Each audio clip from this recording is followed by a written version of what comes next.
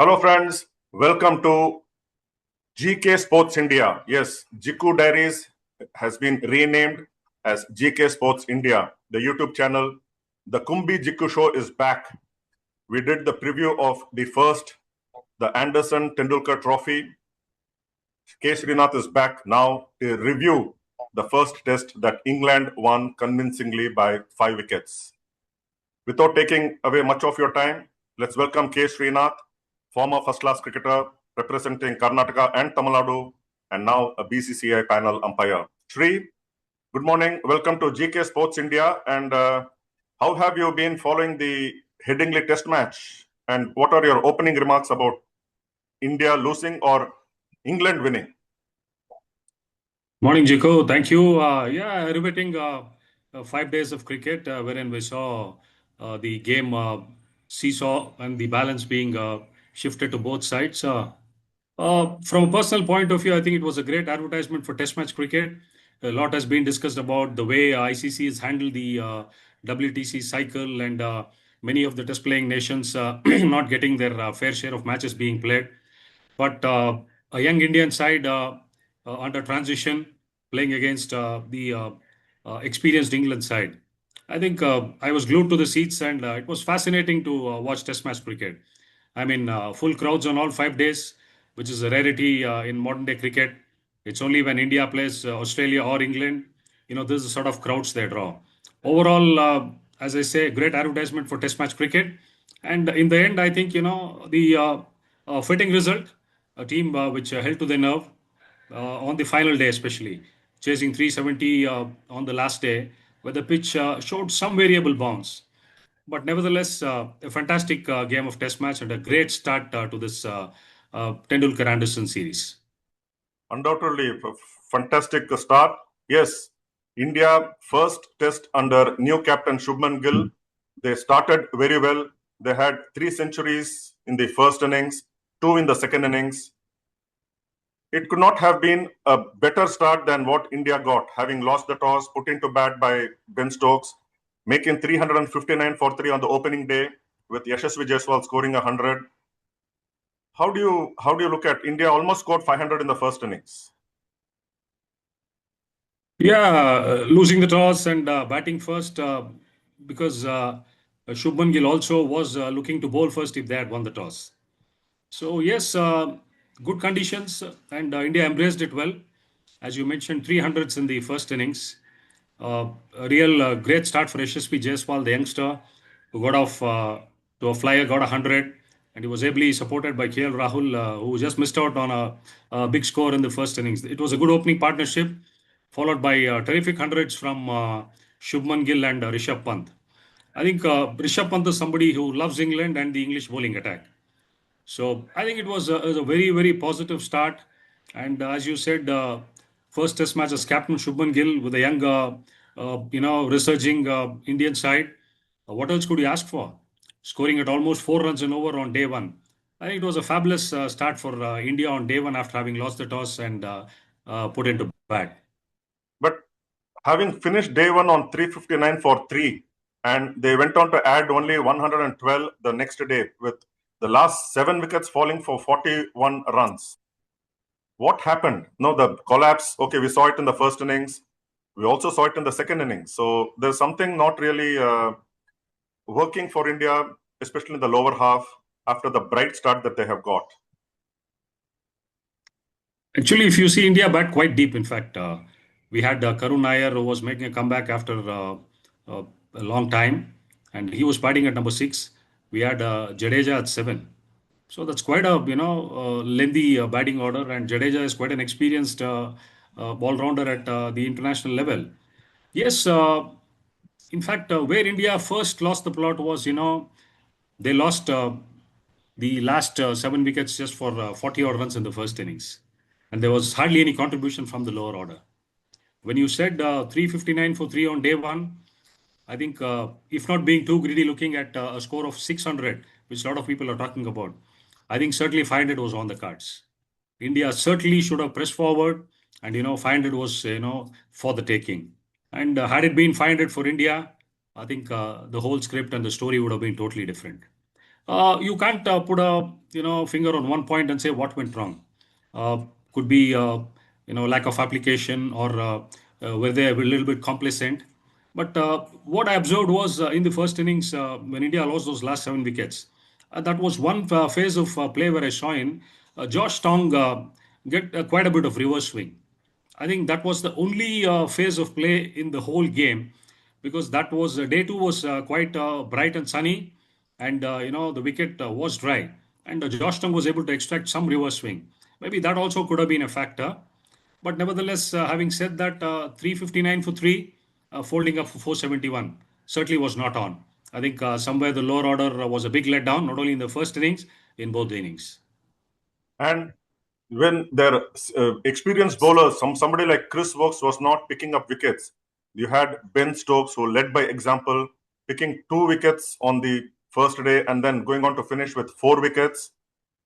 He has been leading by example, and he, like we in the preview we were skeptical about him bowling long overs, but he did bowl, and he proved that he is fit enough to bowl long overs. Yeah, we already had a discussion of what sort of an inexperienced bowling attack England had, because Chris Oakes was the only guy who's played in excess of 50 test matches, as a frontline fast bowler, with Brendan Cars and Josh Tung, very early days in the international circuit as test match cricketers. And yes, Shoaib Bashir would find it tough to bowl against an Indian batting lineup, knowing the prowess of how good India can be against spin. But having said that, one of the top all-rounders to have graced this game, Ben Stokes. I think he came up and bowled with subtle pace, though not clocking 140s in the mid 130s, early 130s, and he was able to get the shape on the ball. I think that was the key. And as you said, two crucial wickets on day one and picking up two. I think he was instrumental actually in bringing England back into the game, and bowling India out for 471. As far as England are concerned, I think it's a very good sign seeing Ben Stokes bowling at his best, because we did see his batting a bit rusty, but as far as bowling was concerned, he was really spot on, and we did see the fire back in him, what we've seen Ben Stokes of old. Though India didn't get to 500, they still could have got a handy lead, having restricted them to 398 for 7. But then their tail, unlike India, batted deep. Chris Wokes, Braden Cars put on some useful runs, and they should have even got them much less had the catches been taken. Of all the people, Jadeja dropped one, Ben Duckett when he was not even into his 20s, the first innings. Yashasvi Jaiswal, ball seems to be chasing him wherever he goes, and he seems to be dropping everything that comes his way. How crucial were those? Of course, you drop those catches, you cannot expect to win a test match. And how crucial were those drop catches? In the old adage, still stays good in any format of cricket. Catches win matches. So you drop catches, you've paid the price for what it is. Yeah, surprising also, it was not about the letdown on the field and catching. You said there was a mention of Yashasvi Jaiswal being a 360-degree fielder, and the quote was like he's dropping it wherever he stands on the field. I mean, fair enough, it can happen, but I think in the last so many years, it's not a scene wherein we've seen 5 or 6 drop catches in a test match. Adding to the woo, I think the shining light there was Jasprit Bumrah, picking up a 5-4 in the first innings, which again was instrumental in England, the lead being restricted to just about 6. As you said, a fielding part of it. Then the biggest letdown was, I think, the support for Bumrah from the other end. Though the pitch didn't offer that much of help for the Pacers, I thought there could have been more discipline. Catches being dropped, being sloppy on the field. I think though Praseed went for a lot of runs in the first innings at an average, at an average of 6+ in a test match is something really abysmal. And also a bit disappointing was somebody like Mohammad Siraj, who's played quite few test matches, 30 or test matches for India. I think the pair of Bumrah and Siraj is what is going to lead the way for them. And also, maybe the way Shardul Thakur was utilized in the first innings came as a big surprise. So overall, I think India were let down by the support of their other bowlers to Bumrah and also with sloppy fielding. End of it, that cost India, wherein, as you said, could have had a handy lead.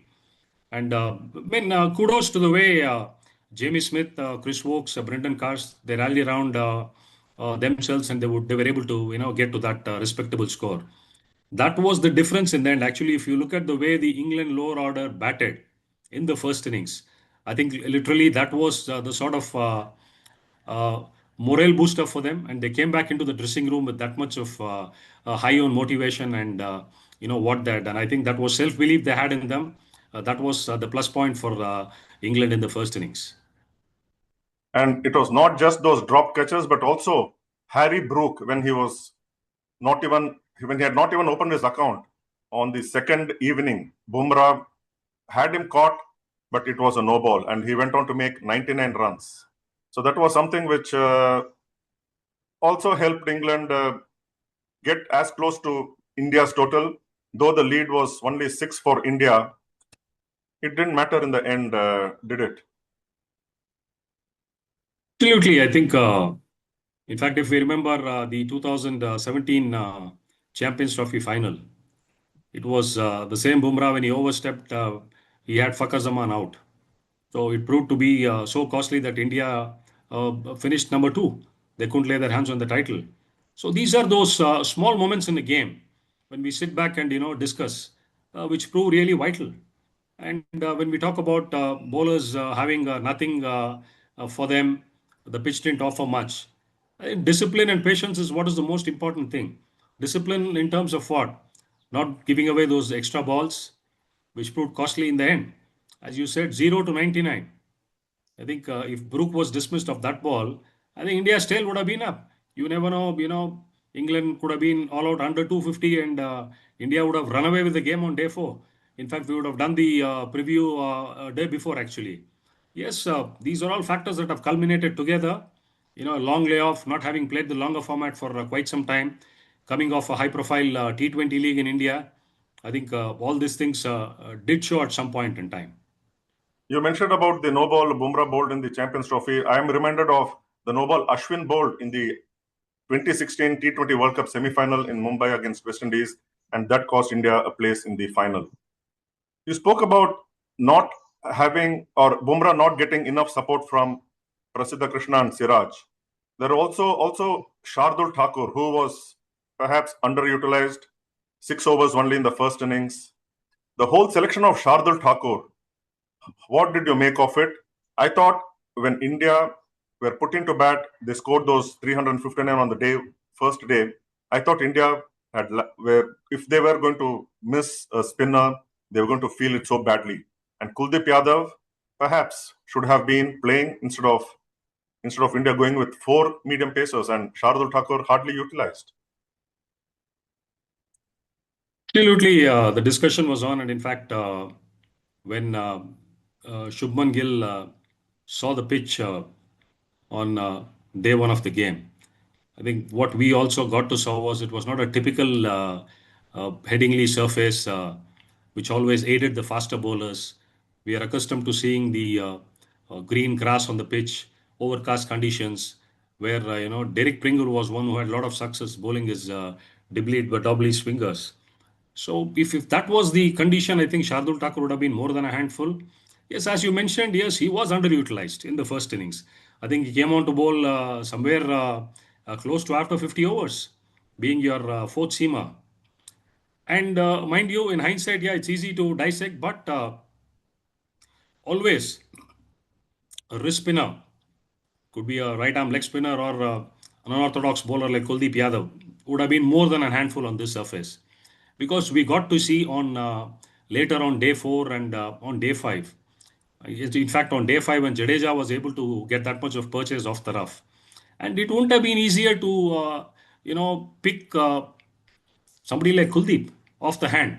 And England traditionally have been a team that has struggled against wrist spinners.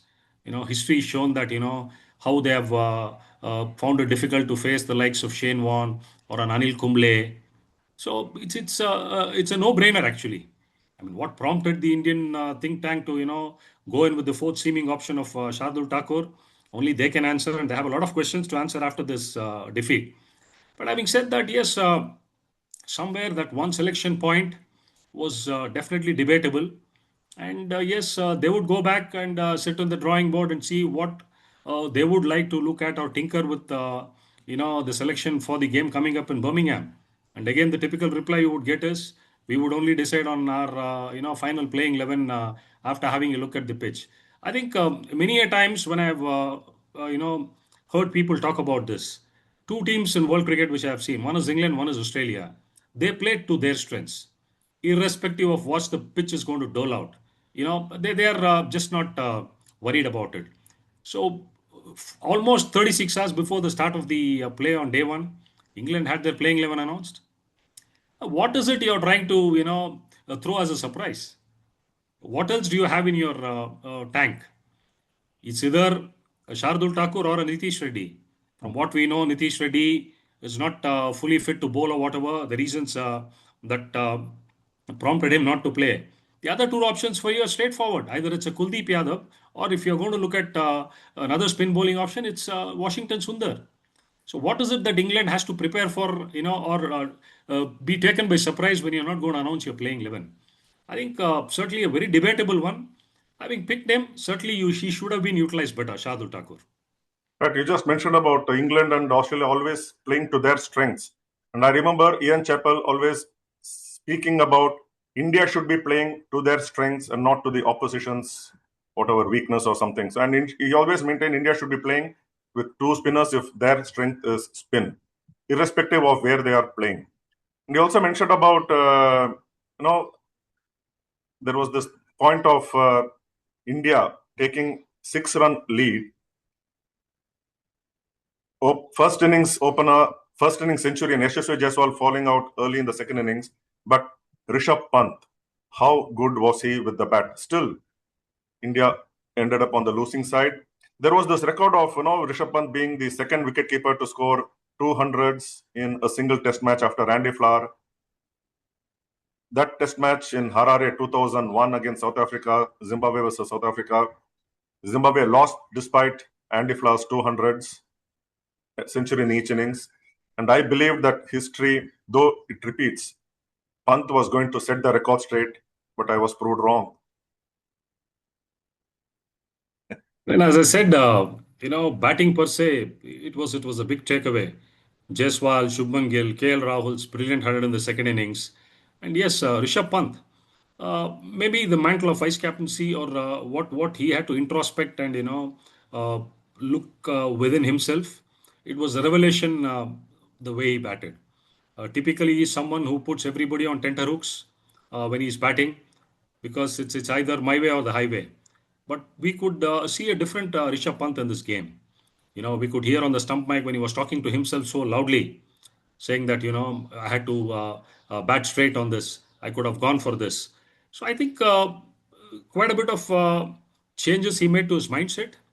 Yes, I mean, he's proven that he's one of the best modern day red ball cricketers, I would say, in terms of a wicketkeeper batter. Because I won't comment on his white ball record, but 8 test match hundreds, 100 each innings in Headingley as a wicketkeeper, and mind you, under pressure in the second innings. I think India couldn't have asked for anything better.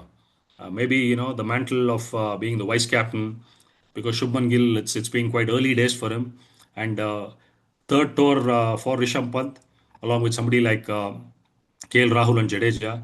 So you can typically, though he's just going to turn 28, you can call him a senior statesman on the side. Certainly, the experienced trio, or I would say the Fab Four of this side, are Rishabh Pant, KL Rahul, Jadeja, and Jasprit Bumrah. I think these four are the guys who've seen enough of cricket outside of the country. So it was a fabulous 200s by Rishabh Pant, and it was a treat to watch the way he played. I think that augurs really well moving forward for the next game or the next four matches actually. And yes, when Rishabh Pant on song, there's no better sight. And we had doubts of Rishabh Pant and his batting, especially going by the IPL form where he was almost a failure with the bat, though he got 150 in the entire IPL. But what a transformation from IPL to Test match cricket, 200s, which was remarkable. Equally good was KL Rahul. Missed out on a 50 in the first innings, but more than made up with beautiful Test match batting of pure class. How did you like KL's second innings century? I've been a great fan of KL because I've been watching him since he was a kid. I think 12, 13 years of age, I've been watching him. And I've had the privilege of, standing in the middle in games where he's played. I think he's somebody, again, who's not lived up to his potential. 50 odd test matches, ninth test match 100. Certainly doesn't talk big about what he's achieved. I think he's underachieved for his ability and capabilities. Having said that, a lot was said about uh, the dependency on KL Rahul, Rishabh Pant, Bumrah, and Jadeja. I think three of them proved their weight in gold, and they came up trumps. Fabulous batting, and yes, this only is going to propel their confidence as a batting unit. As I said, and you mentioned about history repeating itself. I think not a great man about history, but in 148 years of cricketing history of Test matches, five individual hundreds being made, the team has never lost. I think that would really hit India very badly, scoring in excess close to 900 runs and ending up on the losing side. As I said, quite a few positives per se in terms of these 500s made, but yes, a lot to still work on. There is always a first for everything, isn't it? So 5 centuries and still you end up on the losing side. The point I wanted to make earlier was when you mentioned about Australia and England not leaving anything to for people and just openly giving their playing 11 a day before or a couple of days before. The point of Jasprit Bumrah, and we heard him give an interview and say that he is not going to be playing full series, all the 5 test matches in a series. Is that a sort of giving it to the opposition? Do you have to really reveal that you're not going to be available for all the 5 test matches? And going by what is being spoken about, what he has told, he is going to be playing only 3 test matches of this 5 tests, already one gone. Does it not give England already a 2-0 up, the matches that he is not going to be bowling? How do you look at the whole scenario? This interview on Sky was just a recent one, I think, before the start of the Test match series. When the selection committee met and they picked the Indian team for this tour of England, I think that was sometime in the last week of May. The reason that was cited for Bumrah not being appointed as captain, Ajit Agarkar, the chairman himself, said that Bumrah would be playing a max of 3 test matches out of the 5. So we want somebody who's going to play in all 5 test matches. So what's this hue and cry about a giveaway? When Bumrah talks to Sky on a podcast and says that he's going to be playing only in 3 test games, it's a giveaway. I think it's a well-known fact. And if you're going to play Bumrah in 5 test matches in England straight up, for the amount of workload he's had in the first test game, with no support coming in from the rest of the bowlers, I think you would look at him play one more test match maybe after another 6 months. And certainly nobody better than him knows how his body is going to hold up. So to me, this doesn't come as a surprise at all. And England certainly would be prepared, to tackle Bumrah and again, in his absence, how to look at it. Because a classic example was how they just decided to play out Bumrah when they came out to bat in the second innings. That was a testimony and the sort of fear Bumrah instills in his opposition today when he comes on to bowl. That's the sort of caliber, he holds himself in. Talking about the India batting in the second innings, though Pant and Rahul had that big partnership, do you think India lost somewhere where they could have accelerated, perhaps on day 4 or around tea time when KL and his close friend Karun Nair were at the crease? They could have gone for quicker runs and given England more overs to bat at the end of the 4th day, perhaps capitalize on those conditions, got some early breakthroughs. What happened? Did you feel India were going a little slow in that phase of play? But Rishabh got out. I think, it does happen in cricket and coming on a pair after a 0 in the first innings, Karun Nair had to, bide his time in the middle. I think that was the time when India just got the foot off the pedal. I think, they just were quiet, working the ball around ones and twos and not, trying to accelerate. And yes, adding to that, after when KL got out, again, Jadeja also did the same. And post that, mind you, again India lost their lower half just for a score of 30. Had India put the foot on the pedal, accelerated, instead of having bowled 5 overs at the end of day four, had they got to bowl 10 or 12 overs, because mind you, they had given England about 95 overs for a Mm. target of 371. Right. If the target had been 400 and let's say 100 overs, the approach of England certainly would have been different. Uh, the terminology that's been spoken about, but not too much in this Test match. Post Brendan McCullum taking over as the coach of England basketball, but England never played that sort of cricket in the second innings. They knew what was on hand. So when India lost the lower half for 30 and came back into the hut, I think the body language was down. And mind you, then searching for wickets at close of play, India managed nothing. So 350, day five, less little bit of wear and tear. It was all up to one man, Bumrah. So I think India somewhere, on 4 day lost the plot at that point in time wherein they should have accelerated actually. There's no time in such high intensity games where you try to consolidate or build on something. So for Test match cricket to survive, we have to look at more results coming in. If this was 20 years back, maybe you could have seen India bat up to 1 hour on day five and give an improbable target of about 500 to chase. I think the dynamics of the game have changed. I think in the last 10, 15 years, what we've seen is more result-oriented games, and the approach of batters have been that much more aggressive. And on the fifth day, when they needed 350 runs with 90 overs to bowl at less than 4 an over, they were cruising along, maintaining the required run rate. At some stage, they were even scoring at 4.5 an over. So they were going for it, and there was only one team that was going to win, and that was England.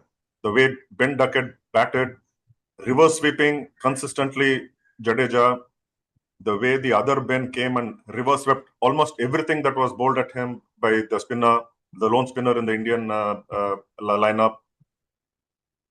India were not in the game at all on day five. And you mentioned about India having lost the previous day itself. That just showed on the field. And also, when they were being reverse swept, there was no attempt to even contain the flow of runs on that side for Ben Stokes or Ben Duckett. How did you look at that final day and the reverse sweep, especially? I think I would say it was a very smart approach from England. Everybody thought that they're going to go hell for broke and they're going to go slam bang.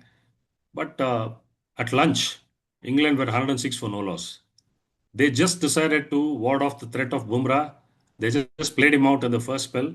And, hats off to the way both Bumrah and Siraj bowled. They bowled their heart out. And on any other given day, with a little bit of luck, both of them could have ended up with 3 or 4 wickets to their kitty. But having said that, they say fortune favors the brave. And England put that up. And I think by lunch, half the game was sealed. And having said that, it was an absolute stunning knock from Ben Duckett, normally known for his flamboyance, the way he takes the game on. I mean, close to 186 for the first wicket with Zach Crawley, who always has looked somebody who's struggled against Jasprit Bumrah. He just let go of his ego and he said, what we need to work on is what is important. And for the team, I think they came together. I think that start laid the base for England. And to follow, they had a long batting lineup. And India were down; their shoulders were drooping when they walked off for lunch. Having said that, I think one of the most match-defining hundreds in a second innings, Ben Duckett's this knock will be remembered for a very, very long time in cricketing history.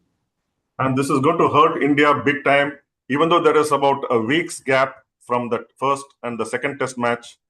What do you think India can do from here? How much can they improve upon? You see some changes in the playing 11 come the Edgbaston test match, July 2nd? Well, again, certainly there would be one change that certainly would happen. I think obviously they would look at a change for Shardul Thakur.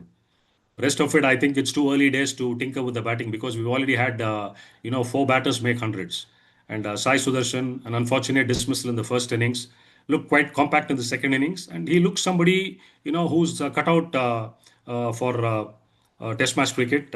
And he's somebody who would be invested in.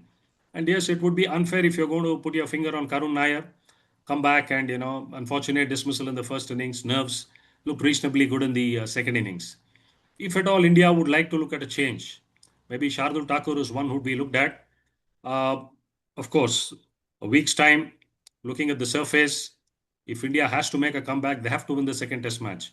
And Bumrah would be vital. Would they look at an option of Arshdeep Singh, who could provide a different variety, left arm seamer? And if he comes in, whom do you look at? The game is always very cruel on bowlers, Jiku. If you look at history, batters are the one who are given longer rope. They have tried for longer games. They've given that rope, till they come good. But one bad spell, one bad day, and I read in a couple of portals, people talking about the inability of Bumrah to close in on day five, and people talking about his greatness. I mean, he's human. He certainly can have an off day. So to be so critical about the performance is not fair enough. And yes, fielding is an area I think that certainly, especially catching India, is something to do a lot of catching up with. And as you mentioned, Yashasvi Jaiswal, I think certainly not a guy who could drop so many catches. He's one of the better fielders in the Indian side. And certainly, yes, also the management has backed him up. Bumrah himself was not very critical, saying that, people don't drop catches on purpose. A couple of changes, maybe one in the seam bowling department, and India could mull on options of either playing Kuldeep or Washington Sundar instead of Shardul Thakur. Or we need to see if Nitish Kumar is good to go as a bowler. Would they look at him as a backup for Shardul Thakur? But a huge dent. And yes, but one thing I want to add, Jiku, what didn't go well per se when India were fielding in the second innings? Mhm. This is Test match cricket.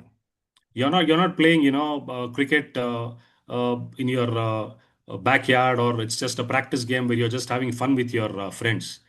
The way the body language of the Indian cricketers, especially the close-in fielders, when runs were leaked, there were boundaries being scored at will. They were just laughing and smiling. I think Mhm. that sent a very bad message. And when you're talking about resurgence of Test match cricket, the sort of body language you need to put up, and history will certainly need not be kind to you. And what is the legacy of this Indian cricket team? We've seen the likes of Virat put up a face, the aggression with which he played. Never did he give an inch. And the talk already has started. Did India miss the aggression of Virat Kohli? Not as a batter, but as a player on the field. Mm. I think that was something that looked really bad on television, because they were just laughing and chatting away, especially when 69 runs to go, when England lost Ben Stokes to a very poor shot. He was struggling, he was very rusty. India Yes. still had the possibility to come back into the game when Jamie Smith came out to back, and that was the last recognized pair. If India had, one more quick wicket at that point in time, you never know, India would have been victorious by 20 runs. But I think the way they were approaching the game, just waiting for things to get over, that didn't go down well. I think that's one thing that certainly Gautam Gambhir would look at, and have a chat with the boys, and if not about the loss, that looked pretty poor, and left a lot of things in poor taste. And there is also this video of Yashasvi Jaiswal after dropping at least four catches in this test match, dancing, laughing, having a smile at the boundary line. And this video is going viral in the social media. So that is something that has to be seriously looked into. And very valid point. Yes, you cannot be laughing when things are not going your way, and you have to be fighting till the very end. It is not for nothing they say a match is not lost until the last ball is bowled. So it's something that is. Absolutely. I think when you're donning the Indian colors representing your country, I think it's a huge honor. There's no bigger honor than representing your country. I mean, these guys have played, and they shouldn't be taking that sort of callous attitude, coming out of a franchisee league, and that's not on. And what is the signal you are sending to the youngsters back home? There are a lot of aspiring cricketers who want to play for India. If will they look upon, like you said, Jaiswal after dropping catches, laughing and dancing on the boundary line, or even the captain was all smile standing at slip? I think Yes. immaturity, and it's just not that you lose a game in a 14 game format. You always can make a comeback, but this is a test match series. This is a resurgent Indian side. This is just coming back with the loss of three stalwarts. And mind you, this is a WTC cycle. Hmm. A loss here, a big loss in the series. And mind you, India plays Australia on a five test match series in the next year. It's not going to be easy for them to make comebacks. The home games could be a little bit easy to breathe. But if this is going to be the outlook and mentality and attitude, I think it's going to be tough if they're going to be the way they are as of now.